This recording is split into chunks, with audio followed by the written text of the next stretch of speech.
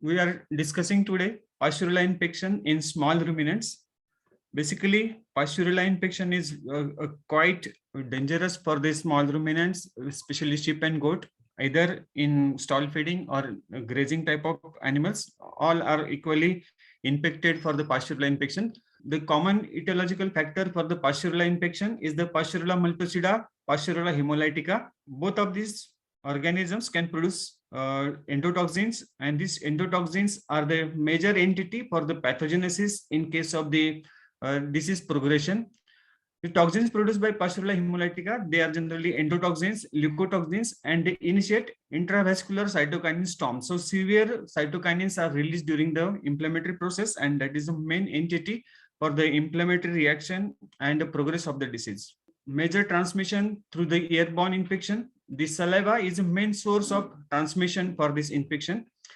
Then the contamination of feed and water, clothing of the keepers, and generally it was observed that the more type of transmission or heavy transmission of the Pasteurella is observed through the weekly sheep and goat bazaar or marketplaces. Generally, many shepherds or the animal keepers come to the market, and in market there is a huge number of population of the sheep and goat, and there is a major role of this bazaar for the transmission of this Pasteurella infection. Many times the saliva or the nasal discharge will contaminate, or it gets stick to the clothes of the workers or the farmers, shepherds, and it will go to their places. Generally, these peoples will not take proper precautions. They will not change the clothes. They are not taking the bath after going from the bazaar to the market, from the marketplace to their own house or the own flock.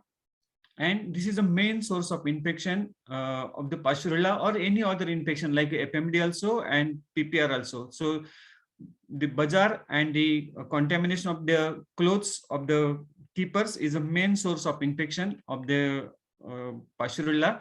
Besides that, within the flock, the saliva contamination to the feed and water is another source. And at night, generally all the animals come together, they can put their heads together, and from that the aerosol infection get transmitted to the other animals, and generally the peoples are not keeping infected animal in isolation. So that is the main constraint for the stall fed as well as the grazing type of animals. So it is better to do the isolation or make them quarantine. So the transmission is mainly through saliva, airborne, contaminated feed water, clothing, and weekly bazaars. Predisposing factors, mainly the stress, transportation stress, grazing stress, environmental stress. The release of cortisols can be observed because of the stress, and that lead to the immunosuppression. This immunosuppression is because of the loss of surface antibodies which are present in the upper respiratory tract. Then excessive ammonia in farm, overcrowding, poor ventilation, dusty feeds, then the dust from the flooring, then the concurrent upper respiratory viral infections, heavy worm load, and exposure to heavy rain or excessive cold. So these are the predisposing factors. Because of all these factors, there is immunosuppression and there is loss of surface antibodies of the upper respiratory tract, and that may lead to the infection of the Pasteurella. Now, straight away go towards the pathogenesis. So either by any route, organism will enter into the body, especially in the upper respiratory tract. It will multiply in the upper respiratory tract, then nasopharynx, then reaches to the local lymph nodes, maybe tonsils. After tonsils, it will go to the blood. It will produce bacteremia. After bacteremia, the bacterial toxins will be released in the blood. So the condition is called as a septicemia and toxemia. The toxin includes leukotoxin, endotoxin, and a cytokinin storms. So maybe the 5UST will be the more in the circulation. Then after that, organism will reaches to the lungs and intestines, either by bloodstream or from the cupped up exudate will be swallowed by the animals, and intestine may get affected. Then severe inflammation of the lungs as well as the intestines. In some cases, the severe inflammation of the lungs lead to the fibrinous inflammation of lung. acute, then the accumulation of exudate in alveoli. Along with that, there is accumulation of inflammatory cells, plus there is a fibrinous inflammation and accumulation of fibrinous threads. Then extensive free radicals are generated during the inflammatory process, especially when organism will settle into the lungs. It will initiate extensive inflammatory reaction, and one of the response of the inflammation is the release of the free radicals. And once the free radicals are released, there is a potentiation of the inflammation. So again, the inflammation will be increased in the lung tissues. After that, the consolidation and loss of normal respiratory gaseous exchange is observed.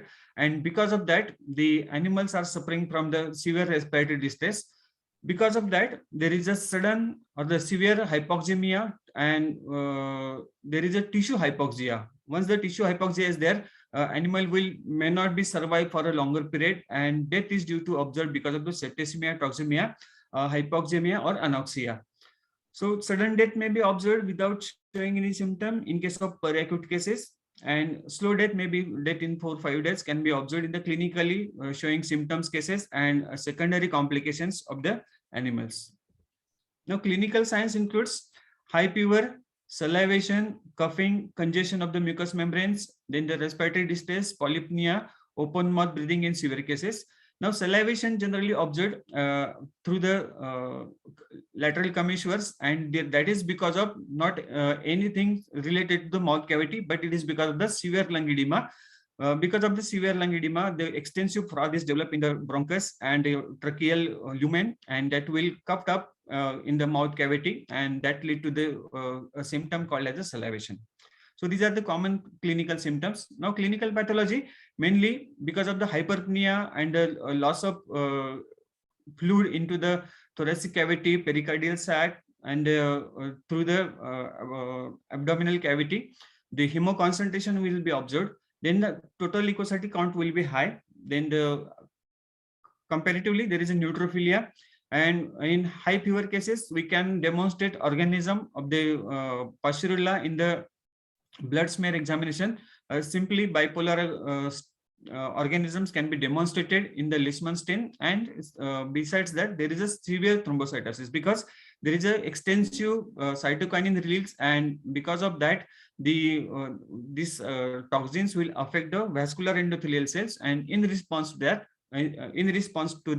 there is a severe thrombocytosis, and later on the microthrombi can be observed, and finally animal may die because of the throughout the septicemia and toxemia. So thrombocytosis is one of the findings in the clinical pathology. Then post-mortem examination, generally pinpoint hemorrhages on the serosal surfaces, endocardial and epicardial hemorrhages are there. Excess of the pericardial effusion is there. Lung congestion, edema, hemorrhages, consolidation, sometimes marbling, fibrinous pneumonia. These are the sequences of the inflammation of the lung. So generally, it will start with the lung congestion, edema, followed by hemorrhages, then consolidation. As the case become a little bit older, then followed by the marbling and fibrinous inflammation of lung. That is a fibrinous pneumonia. Then hemorrhagic enteritis in some of the cases, and edema of the subcutaneous tissue, generally below the neck region. This can be observed in the chronic cases. Now here we can see some of the pictures of the early stage of the Pasteurella, hemorrhages, congestion, and serous fluid accumulation in thoracic cavity. Because of the lung edema, there is a little bit disparity in the fluid transportation, so it as well as the inflammation. So because of the inflammation, congestion, there is an accumulation of fluid in the thoracic cavity. You can see at both the cases, you can see that there is an accumulation of serous fluid in both the things, and this fluid is get clot once it's exposed to the air, because it contains a large amount of the fibrin, and it get clot once it get exposed to the air. Then in some of the early cases, we can see extensive enlargement of the lungs, and you can see the clear-cut rib marks over the surface of the lungs. That is because of the extensive inflammation and edema accumulation. As well as we can see the hemorrhages, congestion, and swollen lung in case of very acute cases. Then Hemorrhagic congestion and edema of the lungs. You can see the extent on the left side. You can see the little bit more less extent of the inflammation, but in the right side, you can see the extensive inflammation of the lung and severe edema. Then this is the early stage of marbling. So we can see the individual lobules are surrounded by the small fibrinous type of material. Later on, it will convert into the marbling. Then one of the clinical signs that we have discussed, the froth is there. This froth is because of the accumulation of the frothy material into the trachea. It gets swallowed and it will come to the mouth cavity. So edema and congestion with the froth in the lumen of the trachea. Then again, the same thing, hemorrhages, congestion and lobular pneumonia. So maybe the one lobe may be affected, sometimes the half lobe is affected, and this could be the early stage here also. This could be the early stage of the marbling formation. Then this is a clear-cut marbling formation. You can see the fibrinous type of material can be accumulated into the interlobular septa. Along with that, severe inflammation and consolidation of the lungs can be observed. Again, another case, here little bit progression is there. More type of fibrinous type of material is accumulated into the interlobular septa, leading to the typical marbling formation. Then sometime there is a consolidation, marbling, and severe congestion of the lungs. Here again, the severe edema and congestion. Pericardial effusion. Excess of pericardial fluid can be observed into the pericardial sac. Then severe congestion of the pericardial blood vessels. Hemorrhages on the epicardium. Hemorrhages on the endocardium. Again, the hemorrhages on the endocardium, severe inflammatory reaction, as well as the pinpoint to ecchymotic type of hemorrhages can be observed because of the, as we know, during the pathogenesis, we have discussed the endotoxins are there. There is a cytokinin release, and there is a destruction of the capillary endothelial cells that lead to the this type of lesions into the endocardium. Then whenever there is a intestinal involvement is there, we can see diffuse hemorrhages to the pinpoint hemorrhage into the intestinal tract. Diagnosis of the disease, generally the clinical signs, laboratory diagnosis, postmortem examination, and I will suggest the instant demonstration of the organism by impression smear examination from the bronchial exudate. Whatever the exudate which is coming from the bronchus while we are doing the postmortems, just take an impression smear from that lung tissues and demonstrate organism by the Leishman stain. Simply within 10-15 minutes we are able to find out the bipolar organisms, and we can give remedy accordingly. Then beyond that, the interested people may go for the isolation and identification of the organisms. Then for the field conditions, the antibiotic sensitivity testing is most important factor for the controlling the disease in the big flocks or the small flocks also. So antibiotic sensitivity will be much more important for the giving the exact remedy for the that particular flock affected by the HS.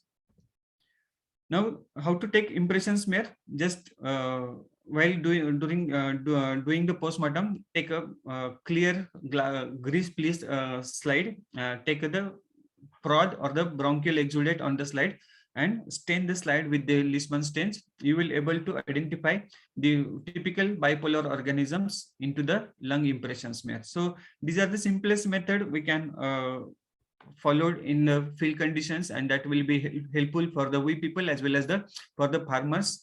And beyond that, if anybody wants again more clarification about the Pasteurella, then can go for the blood agar. We can see the beta hemolysis on the blood agar treatment aspect of this. The specifically up till now, whatever the antibiotics which are giving a good response for the treatment of the Pasteurella is the cifoparazone group, cifoparazone sulbactam, cifoparazone tazobactam, sometimes amikacin, sometimes septiophore sodium tazobactam. Then along with that, if we follow the expectorant, then there's some antitussive drugs, diuretics. Whenever if the animal is not pregnant, then diuretics can be given for the especially to relieve the lung edema, because once the lung edema will be relieved, then and then only the anoxia condition will be get rid, or the animal will get rid of from the anoxia condition. Hypoxia will be relieved by giving the diuretics. The excess of fluid which is get accumulated into alveoli will be removed, and that will helpful for the animal, and the normal oxygenation procedure of the lungs will be started very soon after giving the diuretic injections.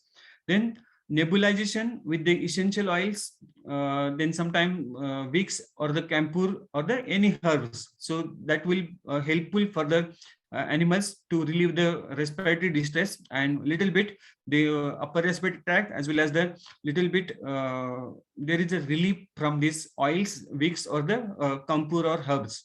Then whatever the supportive treatment is needed, like NSAIDs for to reduce the inflammation. Sometimes to relieve the fibrin, we can give steroids, and whenever it is essential, we can give both together also. So basically, the ciprofloxacin group is working up till now very good on the Pasteurella infections. Along with that, followed by amikacin, Septia for sodium. Then the expectorant antitussive drugs can be used for the better recovery from the cough and lung edema. Then diuretics for the removal of the excessive lung edema. Nebulization will be the important aspect for the better relief of the airways of the animals. Then prevention strategy for the Pasteurella. So generally this is not followed by the many of the peoples. They are giving just directly the deworming, but I would suggest we should start liver tonic first for 4-5 days, because the deworming agent will be get activated in liver, and again will be remain in the body for x number of hours or the days. But before that, the binding capacity of the that dewormer to the plasma is most important. So for that reason, liver should be perfectly okay. So by giving liver tonics before giving deworming is most essential. So liver tonic should be given, followed by deworming, followed by again liver tonics. Then we should go for the vaccination. Then isolation of the infected animals. Whatever the animals are infected, they should be kept isolated. Then sterilization of the cloths when coming from the animal marketplaces or the bazaar places. Then restriction of entry to the animals and human beings, and those are coming from the outside. Then complete at least 1 month quarantine to the new arrivals. Those peoples are bringing animals from the either Rajasthan or the North India, or whatever the places are there. It is generally all the animals should be kept for the quarantine at least 1 month from your own old flock or the old stall feeding facilities. Then proper care during the transportation. Pasteurella hemolytica generally aggravate during the transportation, or the once the transportation is over, then after 4-5 days, Pasteurella will start showing the symptoms and the mortality. So anybody can take a proper care during the transportation. Basically, we should give excess of vitamin E, selenium, then immunoboosters like amino acids also to be given during the and after transportation. Means before we start the transportation of the animals, then the during the transportation and after transportation. So this is we can keep our animal healthy, and after every 4-5 hours we should unload the truck, clean the vehicle, give a little bit walk to the animals, and again fill the again load the truck. So this is a common strategy for the transportation of the animals. So it will prevent the further losses